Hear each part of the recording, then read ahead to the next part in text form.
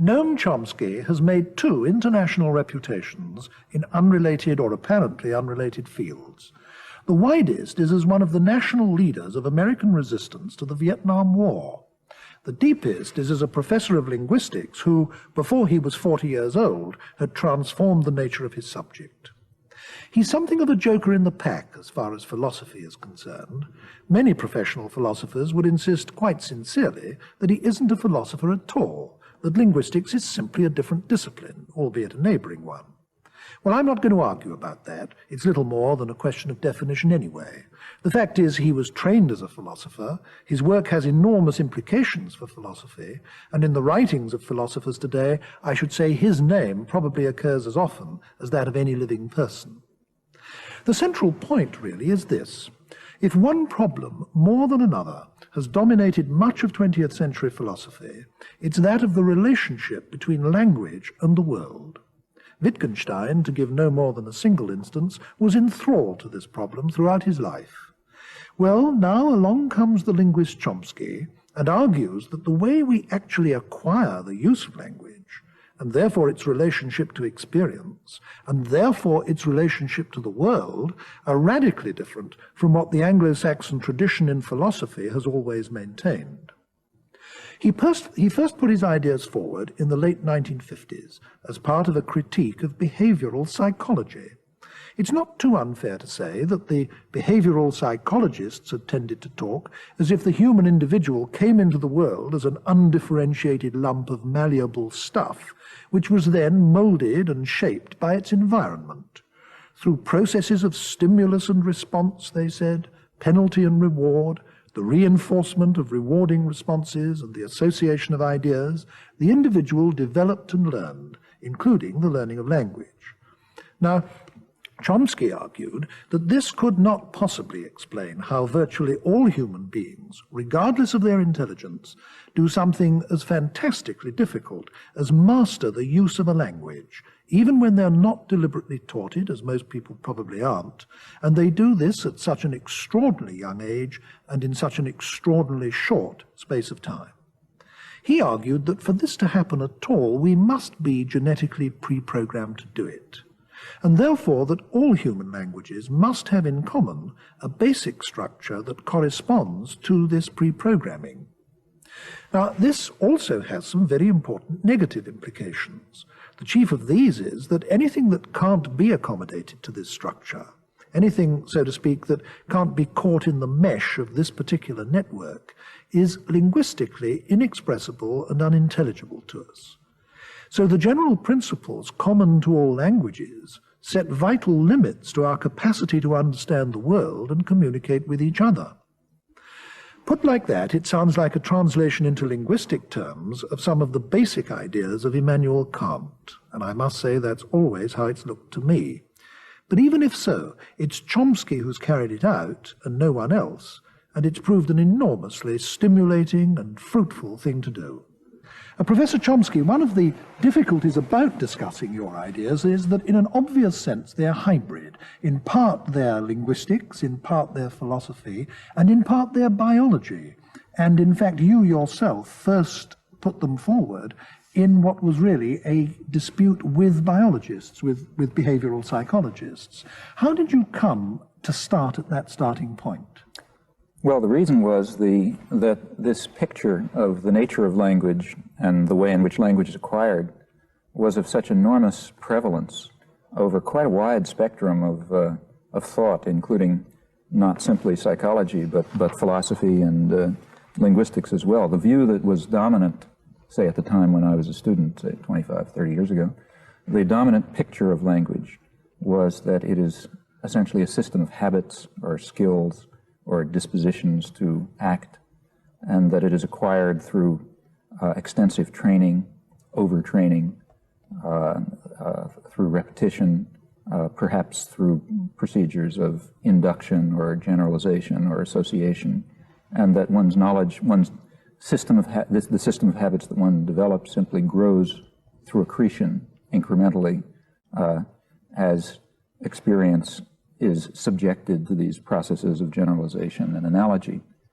And in fact, this picture, which plainly is a factual assumption was presented as if it were virtually an a priori truth, which it certainly is not. I mean, it's obviously not necessary that language is a system of that sort, or that it's acquired in anything like that way.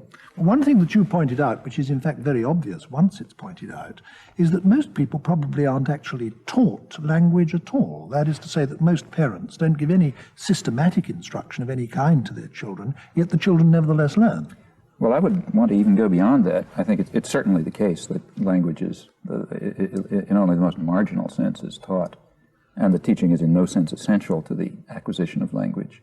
But in a certain sense, I think we might even go on to say that language isn't even learned, at least if by learning we mean any process that has those characteristics that are generally associated with learning.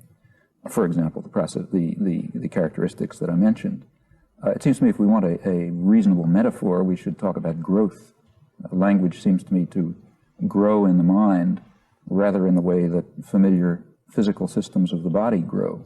We begin our interchange with the world with our mind in a certain genetically determined state, and through an interaction with experience, with an environment, this state changes until it reaches a mature state, which we call a state of knowledge of language. This sequence of changes from the genetically determined initial state to the final state in which we really have a quite complex system of mental computations.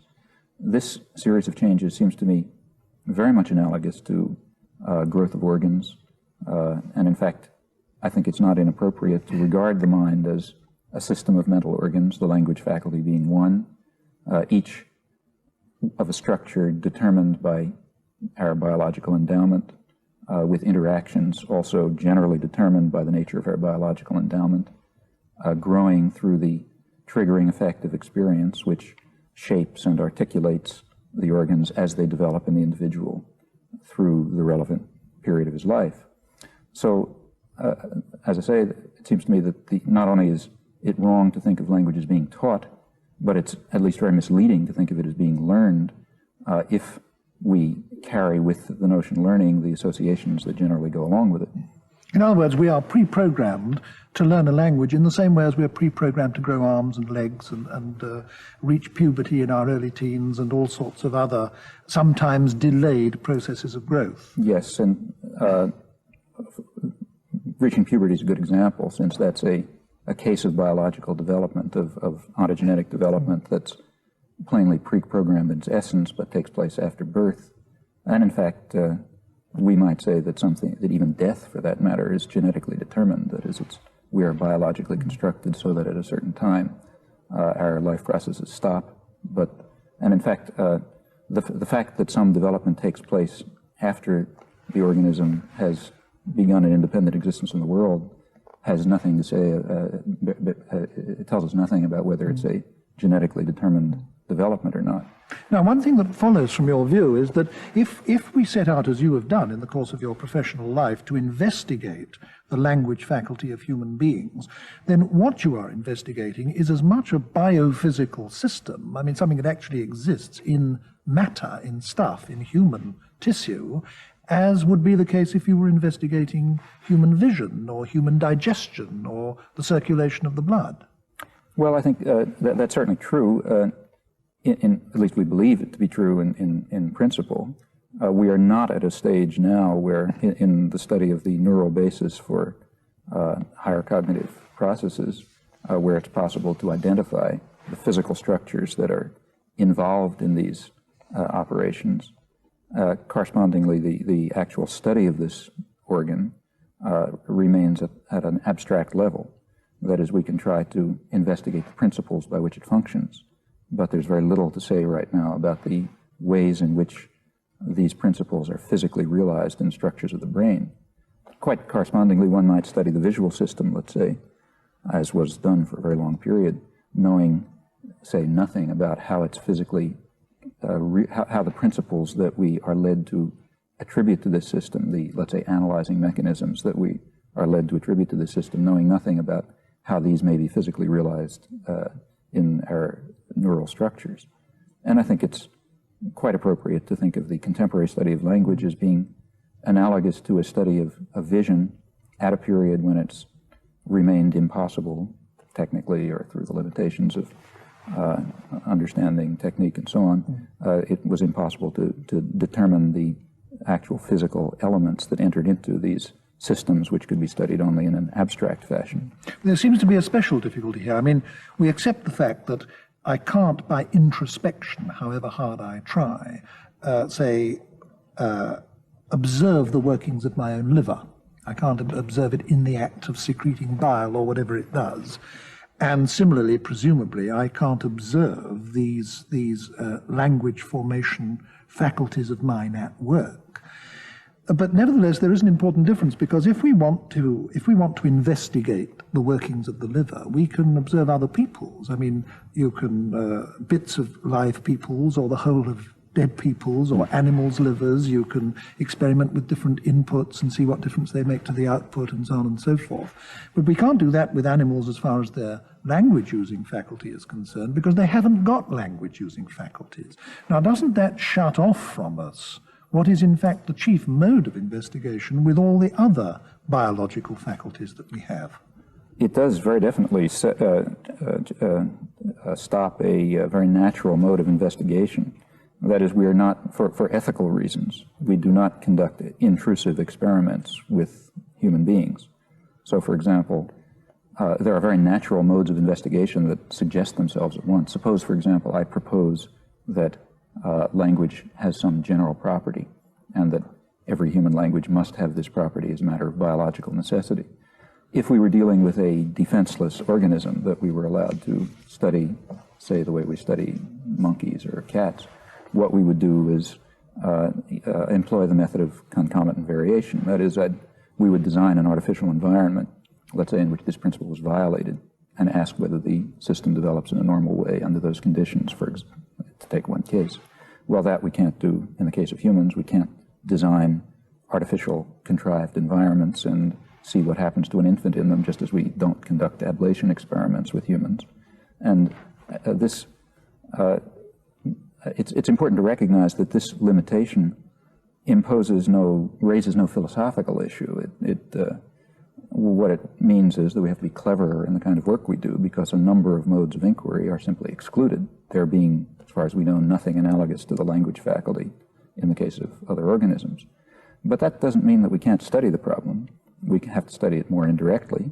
We often can't directly move to the experiments that would give us clear and precise answers to questions that we raise. But if you think about the model that I put forth, that is, that the model of an organ beginning in a genetically determined initial state and growing to a mature state of knowledge, then it's obvious that that mature state of knowledge will be determined by two factors. One, the initial genetic endowment, and secondly, the impinging experience. So as far as the final state of knowledge is concerned, what's called the grammar of the language, the system of rules and principles that determines what is a sentence and what it means and how it sounds and so on. As far as that system is concerned, we really can get tremendous amounts of evidence. In fact, every utterance that's produced is an experiment, if you like. Every reaction of a person to an utterance is an experiment. So there's no shortage of information concerning the mature state of knowledge achieved. If we can then discern in the mature state of knowledge principles and properties which are in no way presented in the experience that is available, it's very plausible to propose those as properties attributable to the initial state. The main thing I want to do in this discussion, Professor Chomsky, is go into the implications of your work for philosophy. I don't want to go pursue you into the nature of the work itself, because that's highly technical, obviously, and it's not really feasible to discuss it in a television program of this kind. Let us now, as it were, assume the truth of your theories and start looking at the wider implications of them, because this, I'm sure, is what will interest our audience most. One consequence of your theories is that we are, as human beings, very, very rigidly pre-programmed. There are certain things we can understand, certain things we can communicate, and anything that falls outside that, we simply can't. Is that so? That's certainly correct. So, I mean, in a way, this is a rather alarming doctrine. I mean, it certainly contravenes the way we want to feel about ourselves. Well, that may be an immediate reaction, but I think it's not the correct reaction. In fact, while it's true that our genetic program rigidly constrains us, I think the more important point is that the existence of that rigid constraint is what provides the basis for our freedom and creativity. And the reason... What you mean, it's only because we're pre-programmed that we can do all the things we can do. Exactly. The point is that if we really were plastic organisms without an extensive pre-programming, then the state that our mind achieves would in fact be a reflection of the environment, which means it would be extraordinarily impoverished. Fortunately for us, we're rigidly pre-programmed with extremely rich systems that are part of our biological endowment. Correspondingly, a small amount of rather degenerate experience allows a kind of a great leap into a rich cognitive system, essentially uniform in a community, and in fact roughly uniform for the species. Which would have developed over countless evolutionary ages through the biological system, evolutionary process. Right. The basic system itself developed over long periods of evolutionary development. We don't know how, really. But for the individual, it's present. As a result, the individual is capable of, with a very small amount of evidence, of constructing an extremely rich system, which allows him to act in the free and creative fashion, which in fact is normal for humans. We can say anything that we want over an infinite range. Other people will understand us, though they've heard nothing like that before. We're able to do that precisely because of that rigid programming. But short of that, we would not be able to at all. What account are you able to give of creativity? If we are pre-programmed in the way you say, then how is creativity a possibility for us? Well, here I think one has to be fairly careful. I think we can say a good deal about the nature of the system that is acquired, the state of knowledge that is attained. We can say a fair amount about the biological, the basis in the initial state of the mind for the acquisition of this system. But when we turn to a third question, namely, how is this system used? How are we able to act creatively?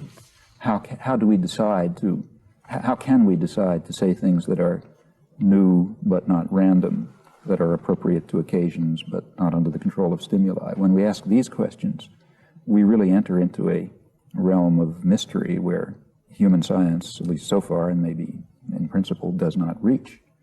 We can say a fair amount about the principles that make it possible for us to behave in our normal creative fashion, but as soon as questions of will or decision or reason or choice of action, when those questions arise, human science is at a loss. It has nothing to say about them as far as I can see. These questions remain in the obscurity that in which they were in classical antiquity. Would you also accept this, or not, that having arrived at our present situation across millions of years of evolution, we must have been going through a continual process of innovation and new adaptation and development of new abilities, dispositions, organs, etc. Might we not still be, as it were, plastic at the edges? Might we not still be developing and changing and genuinely evolving, if only on the margin? Well, I think one has to be, again, very cautious here, because while it's true in a very vague sense to say, it's correct to say that the systems that we now have developed through evolution, through natural selection, it's important to recognize how little we're saying when we say that.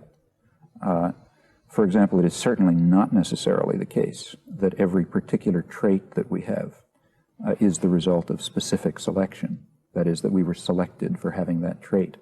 In fact, there are striking examples to the contrary, or at least apparent examples to the contrary. Say, take, for example, our capacity to deal with abstract properties of the number system.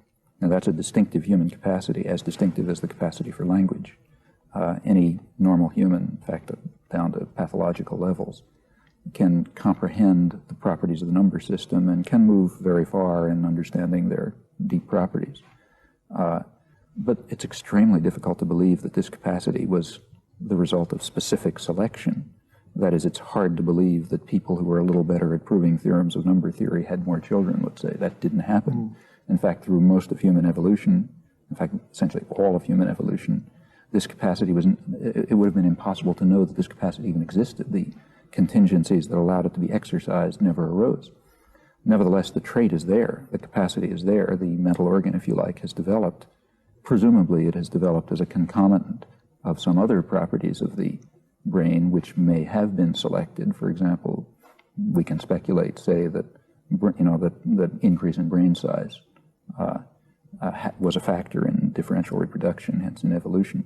And it may be that for physical law, because of physical laws that we presently don't know, that an increase in brain size under the specific conditions of human evolution simply leads necessarily to a system which has the capacity to deal with properties of the number system. Well, then that's a matter of physics, ultimately. And then the mind that evolves, the brain that evolves, will have this capacity, but not because it was achieved through selection. Now, I think it's at least likely that something of the sort is true of human language. And, I mean, surely if it were dysfunctional, it wouldn't have been maintained. It's obviously functional. But it's a long leap to claim that the specific structures of language are themselves the result of specific selection, and it's a leap that I don't think is particularly plausible. What you say, though, about the limitations that this imposes on us prompts in me the following thought. We're all very used, I think, to the idea that in social life, each one of us as individuals tends to construct a picture of the world around his own experience. And indeed, it's difficult to see how we could do anything else. We're bound to do that. We've got no alternative. But it does mean that each one of us forms a systematically distorted view of the world because it's all built up on what accidentally happens to be the particular and really rather narrow experience of the individual who does it. Now, do you think that something of that kind applies to man as a whole because of the reasons implicit in your theory? That is to say, that the whole picture that mankind has formed of the cosmos, of the universe, of the world, must be systematically distorted and what's more, drastically limited by the nature of the particular apparatus for understanding that he happens to have. Well, I think that is undoubtedly the case, but again, I would question the use of the word limited, which carries unfortunate suggestions. That is, I assume that one of our faculties, one of our mental organs, if you like, is, let's call it a science-forming capacity, a capacity to create intelligible explanatory theories in some domain. And if we look at the history of science, we discover that time after time, when particular questions were posed at a particular level of understanding, it was possible to make very innovative leaps of the imagination to rich explanatory theories that presented an intelligible picture of that subdomain of the universe, often wrong theories, as we later discovered, but there's a course that's followed. And this could have been the case only because we do have, and we in fact share across the species, a kind of a science-forming capacity that is that limits us, as you say, but by the same token, provides the possibility of creating explanatory theories that extend so vastly far beyond any evidence that's available. I mean, it's very important to realize that it should be obvious to say, but it's worth saying that when a new theory is created, and I don't necessarily mean Newton, I mean even a small theory, what the scientist is typically doing, first of all, he has very limited evidence. The theory goes far, far beyond the evidence. Secondly, much of the evidence that's available is typically disregarded. That is, it's put to the side in the hope that somebody else will take care of it someday and we can forget about it. So at every stage in the history of science, there's even normal science, not Kuhnian revolutions, there's a high degree of idealization that goes on. So there's selection of evidence, distortion of evidence, creation of new theory, confirmation or refutation or modification of that theory, further idealization. These are all very curious steps. And we're capable of, and nevertheless, we can often make them, and make them in a way which is intelligible to others. It doesn't look like some random act of the imagination. And where that's possible, we can develop intelligible theories. We can gain some comprehension of the nature of this aspect of the world. Now, this is possible only because we are rigidly pre-programmed again, because we have somehow developed through evolution or however, the specific faculty of forming very particular theories. Of course, it follows at once, or at least it's reasonable to assume that this very faculty, which enables us to construct extremely rich and successful theories in some domain, may lead us very far astray in some other domain. For example, there may be some, again, a Martian scientist looking at us and observing our successes and errors from a higher intelligence, let's say, might be bemused to discover that whereas in some domains we seem to be able to make scientific progress, in other domains we always seem to be running up against a blank wall because our minds are so constructed that we just can't make the intellectual leap that's required. We can't formulate the concepts. We don't have the categories that are required to gain insight into that domain. Do you think that if our study of our language-forming capacity and hence our cognitive capacities, as you call them, our abilities to know and understand and learn, if these studies that you're pioneering result in an enormously amount of increased knowledge of all these human faculties, do you think it's at all likely that that increased knowledge will enable us to change and indeed expand the faculties? That, I think, is extremely unlikely because I think the faculties are a biological given. We may study the structure of the heart, but we don't do so because we think it's possible to replace the heart by another kind of pump, let's say, which might be more efficient. Similarly, here, I think if we ever did gain a real comprehension of the mental organs, that might help us in cases of pathology, marginal cases, in other words, but I wouldn't see how that could give any way, at least with our present science or plausible science, of modifying these capacities. What we might do, however, is at least it's in theory imaginable, that we might discover something about the limits of our science-forming abilities. We might discover, for example, that some kinds of questions simply fall beyond the area where we are capable of constructing explanatory theories. And I think we even maybe now have some glimmerings of insight into where this delineation might be between intelligible theories that fall within our comprehension and areas where no such theory is possible. Well, the case that we discussed before may be one. Take the question of, if you go back to the early history of science, early origins of science, speculation, and people were raising questions about, say, the heavenly bodies and about the sources of human action. Well, we're asking exactly the same questions now about the sources of human action. There's been no progress. We have no idea how to approach this question within the framework of science. We can write novels about it, but we can't construct even false scientific theories about it.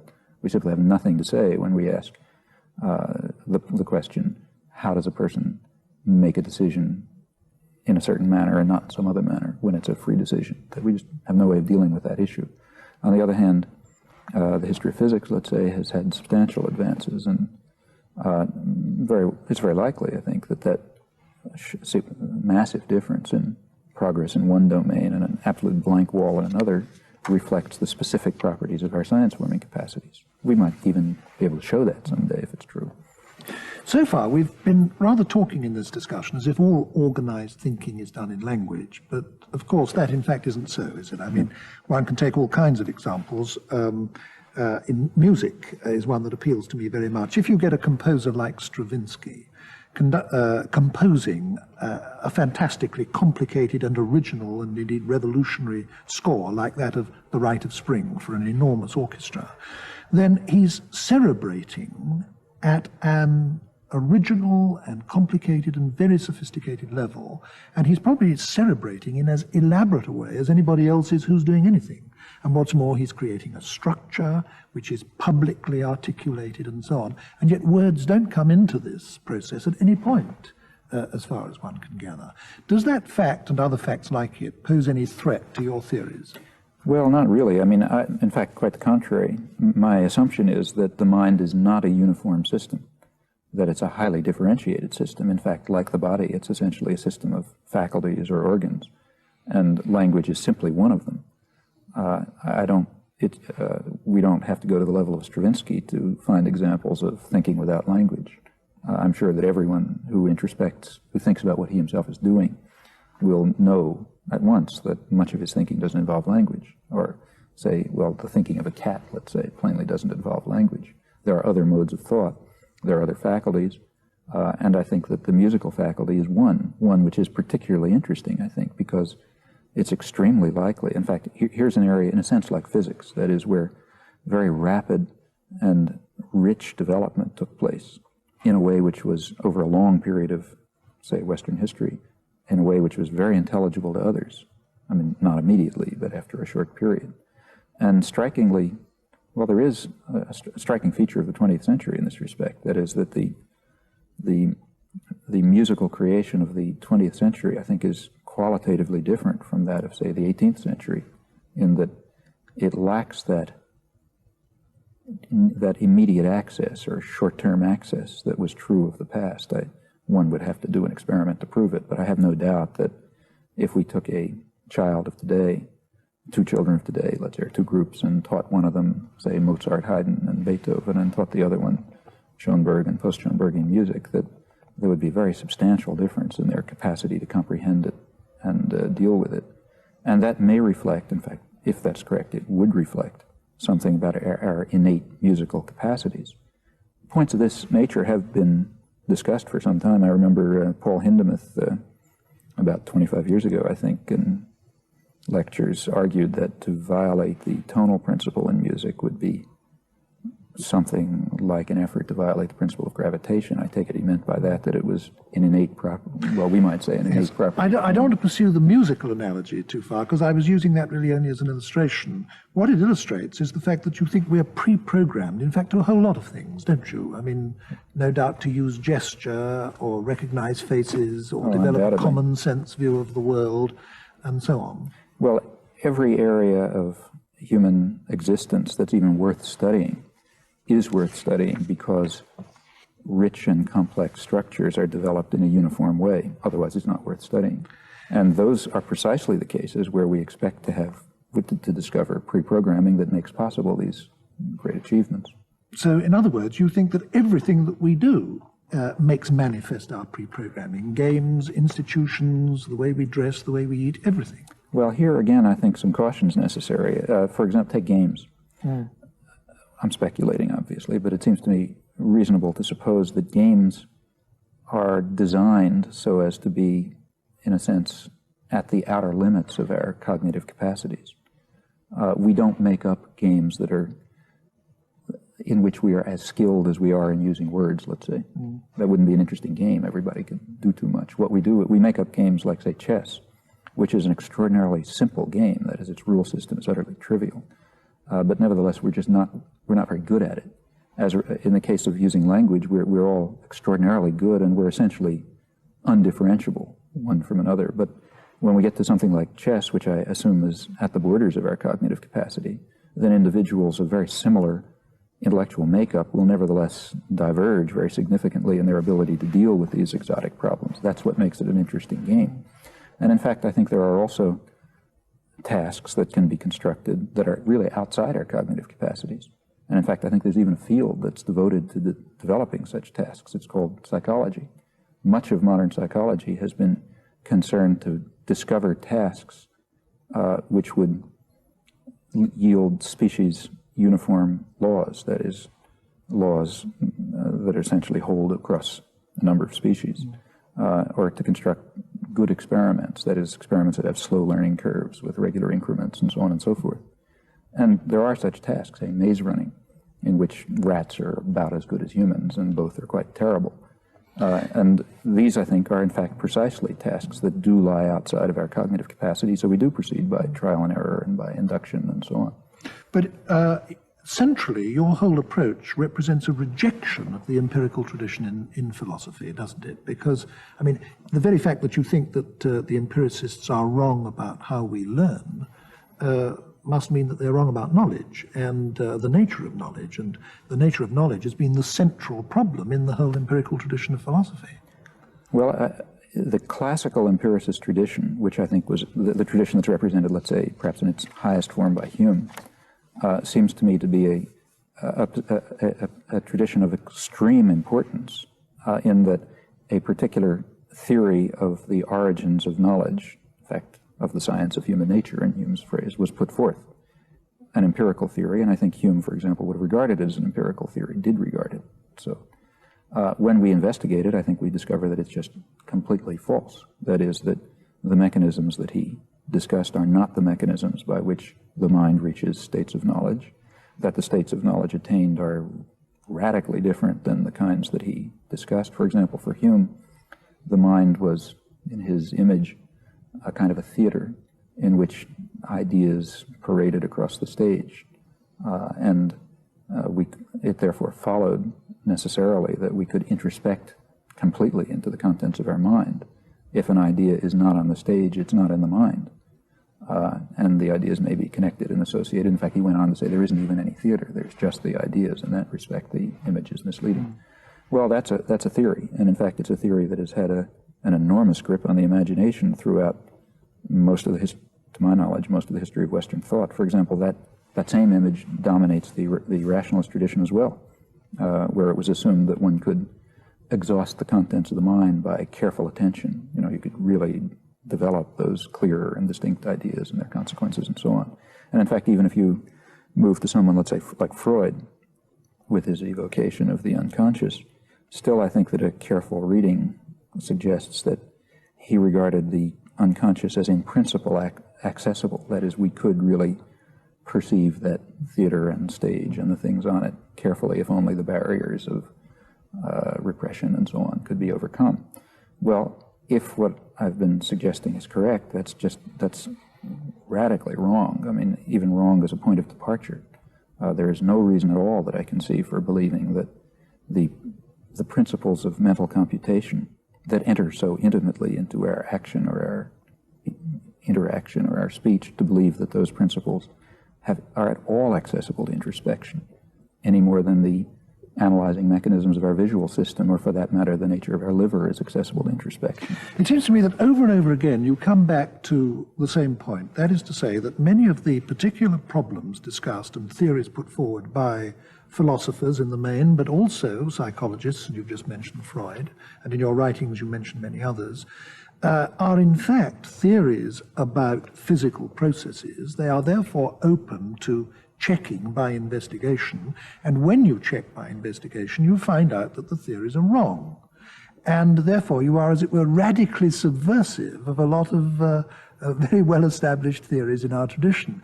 It seems to me that what you put forward in their place, over and over again, in fact, does parallel the rationalist tradition. I said in my introduction to this program that what I'm always reminded of by your work is the theories of Kant. You seem to me to be almost redoing, in terms of modern linguistics, what Kant was doing. Do you accept any truth in that? Well, I not only accept truth in it, but I've tried to bring it out in a certain way. However, I haven't myself specifically referred to Kant, but rather primarily to the 17th century tradition of the continental Cartesians and the British Neoplatonists, who developed many of the ideas that are now much more familiar in the writings of Kant.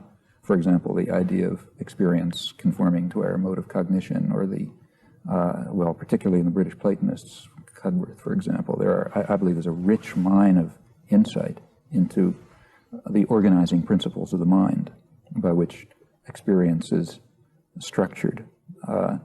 In fact, I think that's some of the richest source of psychological insights that I know. And that's the one, it's this tradition that I think that can be fleshed out and made more explicit by the kinds of empirical inquiry that are now possible. Of course, I think we also have to diverge from that tradition in a number of respects. I've mentioned one, namely the belief that the contents of the mind are open to introspection. Similarly, there's certainly no reason to accept the metaphysics of that tradition, to believe that there's a dualism of mind and body. I mean, you can see why the Cartesians were led to that. It was a rational move on their part, but it's not a move that we have to follow. We have other ways of approaching that question. Another thing that I mentioned in my introduction was the fact that you've made two international reputations, the other one, besides linguistics, being as a political activist. And it does seem to me that there is a connection between these two careers of yours. And I want to put this to you, really, in the form of a question. Liberalism grew up in the history of European thought in very close relationship to empirical philosophy and scientific method. the battle cry really in all three was, don't accept anything on the say-so of established authority, look at the facts and judge for yourself. And this was revolutionary in politics, science, and philosophy. And because of this, liberalism has always been regarded in the Western tradition as the main anti-authoritarian political creed. But just as you've rejected empiricism, you've also rejected liberalism, and you now say in your writings that whatever may have been true in the past, liberalism has now become the ally of authority. Would you accept that there is this underlying connection between your work in linguistics and, well, to put it dramatically, your opposition to the Vietnam War? Well, this raises quite a welter of questions. Let me begin by saying something about liberalism, which is a very complicated concept. I think it's correct, surely, that liberalism grew up in the intellectual environment of empiricism and the rejection of authority and trust in the evidence of the senses and so on. However, liberalism has undergone a very complex evolution as a social philosophy over the years. If we go back to the classics, or at least what I regard as the classics, say, for example, Humboldt's Limits of State Action, which inspired Mill and is a true libertarian, liberal classic, if you like.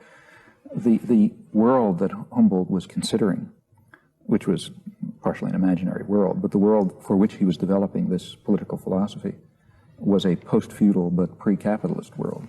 That it was a world in which there is no great divergence among individuals in the kind of power that they have and what they command, let's say. But there was a tremendous disparity between individuals on the one hand and the state on the other.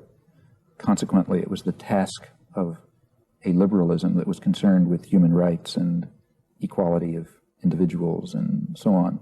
It was the task of that liberalism to dissolve the enormous power of the state, which was such an authoritarian threat to individual liberties. And from that, you develop a classical liberal theory in, say, Humboldt's or Mill's sense.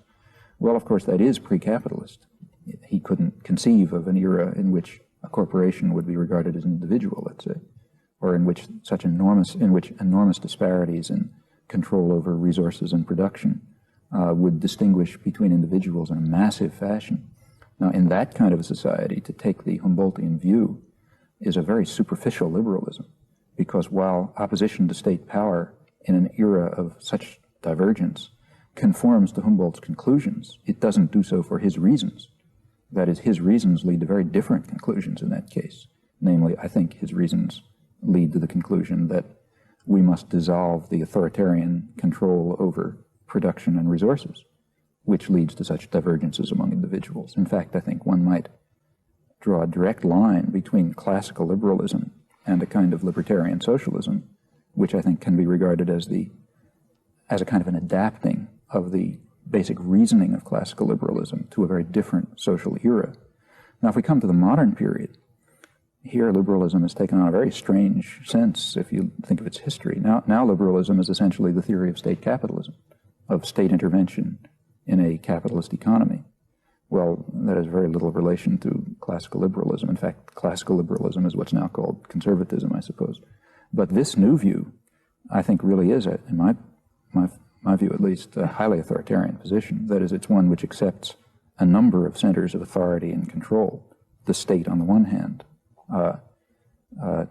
agglomerations of private power on the other hand, all interacting with individuals as malleable cogs in this highly constrained machine, which may be called democratic, but given the actual distribution of power is very far from being meaningfully democratic and cannot be so. So my own feeling has always been that to achieve the classical liberal ideals for the reasons that led to them being put forth in a society so different, we must be led in a very different direction. It's superficial and erroneous to accept the conclusions which were reached for a different society and not to consider the reasoning that led to those conclusions.